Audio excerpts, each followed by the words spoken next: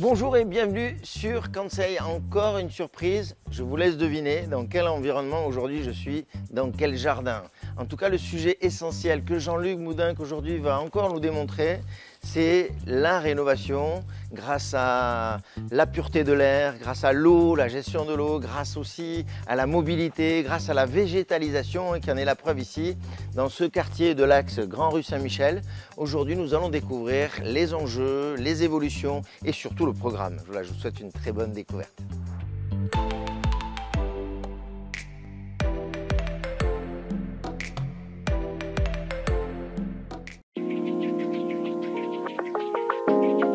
Bonjour Jean-Luc. Stéphane. Waouh. Ah ben oui, ici c'est un endroit historique particulier de Toulouse, puisque c'était la prison qui a été construite sous Napoléon III. Il y a eu des prisonniers ici jusqu'au début de ce siècle, jusqu'en 2003. Et puis nous avons, la mairie, récupéré l'exploitation, si je peux dire, de ce castelet, c'est-à-dire de cette première partie qui était historiquement la partie administrative. Quand on voyait la porte là, on rentrait pas tout à fait dans la prison ou c'était déjà la prison? C'était une sorte de sas, c'est un petit peu l'accueil. Et l'administration était là. Et donc nous avons converti cet endroit en lieu de mémoire, à la fois sur l'histoire du lieu, donc les prisonniers, l'emprisonnement, etc. Et puis aussi sur les faits de résistance, puisque ici il y a eu des résistants. Comment ça se passe, un projet comme ça, dès lors que la justice décide que la prison ne sera plus utilisée, c'est ça? Ah oui, le ministère de la Justice, c'est eux qui décident. C'est sur le patrimoine de la ville. C'est l'État qui, sur son propre patrimoine, décide à un moment de construire une nouvelle prison ou d'agrandir une nouvelle prison vers Muret, Seyss, etc. Et puis effectivement, c'est un patrimoine en déshérence. Il y a eu beaucoup de réflexions sur l'avenir. Oui, la question que se posent les Toulousains, c'est ça va devenir quoi? C'est quoi? Alors, l'État a changé de position plusieurs fois sur la vingtaine d'années qui s'est écoulée. Et les choses sont fixées depuis relativement peu de temps. C'est finalement le ministère de la Justice qui va rester ici et qui va développer une cité judiciaire. Alors c'est vrai que Toulouse grandit, a besoin de davantage de magistrats, de greffiers. Autrement dit, il faut que la justice à Toulouse soit davantage renforcée. Les parties administratives alors. Et donc forcément, là, il y a des mètres carrés en grand nombre qui pourront permettre à ce projet de se développer. Alors ici, on a fait une concertation essentiellement avec le comité de quartier et toutes les associations du monde de la résistance, du monde combattant.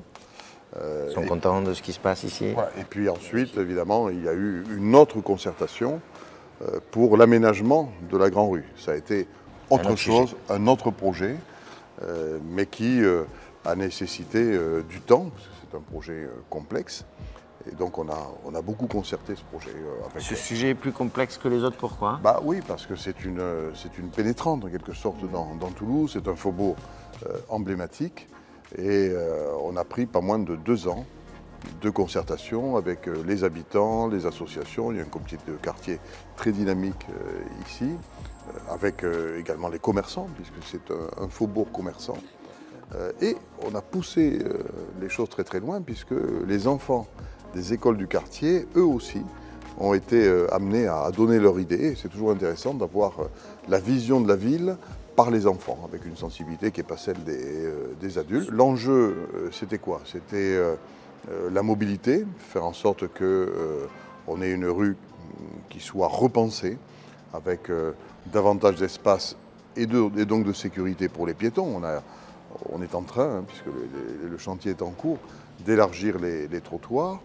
Également plus d'espace et plus de sécurité pour les vélos. Donc il y a ici une piste cyclable de grande qualité qui est à double sens. Et puis la grande nouveauté, c'est qu'on rajoute des arbres. Ici, c'était les seuls arbres de la Grand Rue, donc pas loin de la prison, mais quand vous prenez le reste de l'axe de la Grand Rue Saint-Michel, il n'y avait pas un seul arbre. Et donc on aura ici un morceau de ville assez emblématique d'un aménagement de très grande qualité qu'on peut développer dans un faubourg de Toulouse. Toujours dans l'esprit des plantations, du projet de plantation des arbres. Est-ce qu'on a un indice pour mesurer la qualité de l'air déjà? On a déjà des choses parce que... Il y a un organisme qui s'appelle l'ATMO, qui est un organisme qui agit au niveau régional et qui, depuis de longues années, mesure la qualité de l'air dans Toulouse. Et ce qui est réconfortant, c'est que d'année en année, nous gagnons en qualité de l'air. Contrairement à ce que les gens pourraient croire, la croissance démographique, économique de notre grande agglomération toulousaine, qui génère bien sûr beaucoup de déplacements, cette croissance, on arrive à la conjuguer avec une croissance de la qualité de l'air aussi. Et ça nous encourage à continuer dans la voie qui est la nôtre, c'est-à-dire proposer d'autres moyens de se déplacer que la voiture individuelle, investir toujours plus dans les transports en commun, donner une place aux cyclables. Je rappelle que depuis quelques années, le nombre de cyclistes et de pratiquants du vélo a été multiplié par 2. Donner plus d'espace et de sécurité aux piétons dans une ville comme Toulouse. En parlant de gestion, la gestion de l'eau dans des quartiers comme ça, où il y a beaucoup de trottoirs, beaucoup de bitume, on va dire, entre guillemets, comment on gère la récupération, la pénétration? Alors la grande nouveauté que nous avons développée au fil des plantations d'arbres dont je parlais, c'est une technique qu'on a utilisée également pour aménager la rue de Metz, ça s'appelle les tranchées de Stockholm. Alors quand je dis tranchées de Stockholm, à part la Suède, ça n'évoque pas grand-chose. C'est quoi? C'est une technique qui permet effectivement, quand on construit l'aménagement, le trou qui va accueillir l'arbre, eh bien, on met en place un dispositif qui va permettre de récupérer les eaux de pluie. Plutôt que perdre les eaux de pluie pour qu'elles viennent dans le réseau pluvial général, on les capte et on les conserve sur place. Ce qui permet au système racinaire des arbres d'en profiter et de se nourrir. Après, on a choisi des matériaux de qualité. On le voit, ces matériaux sont de qualité. On a choisi des matériaux pierreux qui viennent soit des Pyrénées, soit du Tarn. Donc là aussi, c'est circuit court. Et donc, nous faisons cela avec les artisans et le savoir-faire de la région. Et on a choisi une couleur différente pour des raisons de sécurité, de manière à ce que les cyclistes sachent que leur place est là où il y a cette couleur rouge, plutôt que d'aller ici. Ici, nous sommes dans l'espace dévolu aux piétons. La vision que je défends, c'est que, outre les enjeux de mobilité dont j'ai parlé, outre la végétalisation, outre la rénovation avec des matériaux de grande qualité, il faudra qu'on réfléchisse ensuite ensemble avec les associations du quartier, les habitants, les commerçants, à un rehaussement général, qualitatif, dans le temps, parce que quand on est sur le domaine privé, forcément ça prend plus de temps. Et il faut là aussi ne pas forcer les gens, il faut faire en sorte qu'ils participent, qu'ils adhèrent et qu'au fil du temps, cette avenue, cette grande rue Saint-Michel soit de plus en plus belle. Bien, je crois qu'on connaît tous cette grande rue Saint-Michel et je pense qu'on est tous, elle nous appartient un petit peu à tous parce qu'on a forcément pénétré la ville par cette route-là. Merci et bravo. Un petit sujet d'actu, qu'est-ce qu'on peut, un petit sujet croustillant, qu'est-ce que la rue de Metz se termine bientôt, qu'est-ce que vous avez comme information à nous passer? Écoutez, pour le moment, la rue de Metz, tout va bien, la finalisation du chantier se passe bien, je l'inaugurerai le 24 juin.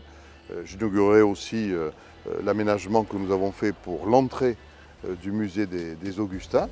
Et puis on enclenchera la rénovation du musée des Augustins lui-même avec le cloître, avec ses colonnes qui sont très noires et que nous allons rénover.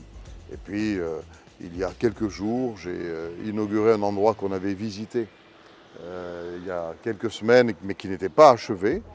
C'est le jardin, ou plutôt les 5 jardins en un de la Grave, qui sont donc désormais achevés, totalement accessibles au public. Donc ça veut dire quoi? Ça veut dire que l'on soit dans le centre-ville historique ou dans des quartiers, Saint-Cyprien, Saint-Michel, il y a une volonté, et nous avons une volonté d'embellir la ville, de la rendre plus fraîche également, et de faire en sorte que ces espaces publics rénovée et embellie soit accessible au plus grand nombre, que les Toulousains en profitent au maximum, parce que c'est pour eux que l'on fait ça, et puis aussi que les visiteurs que nous recevons puissent dire « Ah, waouh, Toulouse, c'est beau et c'est de plus en plus beau ».